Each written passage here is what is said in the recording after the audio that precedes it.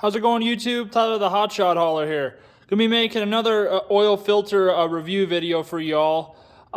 This is gonna be on the Fleetguard LF16035. I run either this or the Donaldson 7349 on my 6.7 Cummins for hot shotting. Reason why I wanted to make this video is because I made a 6,500 mile review for the Donaldson, so now I want to do it for the Fleetguard. The reason why I use both of these oil filters is, well, they're my two favorite oil filters, and when I buy them in bulk, whichever one is cheaper at the time, I buy either Fleetguard or I buy Donaldson. So, I run both these filters religiously, and they both hold up great.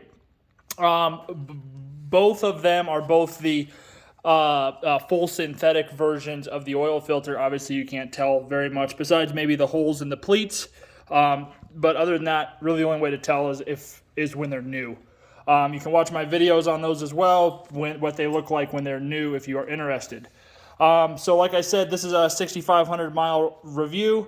I pulled it off at about 6,430 miles. So just a little early, but that's because I got a big haul going next week. So, you know, you got to do what you got to do. But here we go. Let's get started. So first off, the casing is fine. All the marks on the casing are from me getting it off. That one little dent on the bottom right there, that was actually, it came like that. But other than that, you know, the casing's fine. It should be fine. If the casing wasn't fine, we'd have some serious problems. The top is fine with the gasket. I mean, there's nothing wrong with it. The gasket stayed inside of it. There's no issues with that. Spring still has fantastic tension, as it should. It's not like blown out or like super weak. It still has really good tension.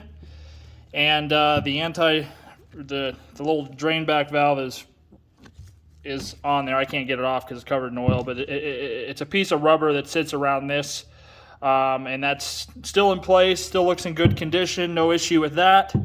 The pleats look. The pleats look fantastic. There's very, very little collapsing taking place. A little bit right there, starting to collapse. A little bit right there. I mean, and some wider spacing here. But overall, for the most part, the filter's still good. And I probably could have ran this probably up until 10,000 miles, but I don't. I change my oil between 6,000 to 7,000. I know a lot of people don't agree with that, but that's what I do. It works for me. I'd rather put on a new oil filter and new oil more frequently than less frequently. But overall, I mean, the filter is holding up fantastic. It's doing very similar to the Donaldson. I mean, the Donaldson, if you watch the video, had some collapsing as well, but that's obviously normal. But there's nothing concerning. It's not like I have a whole chunk of the filter like this or blown apart. Filter held up really well. And yeah, I would say it held up, I would say, neck and neck with the Donaldson.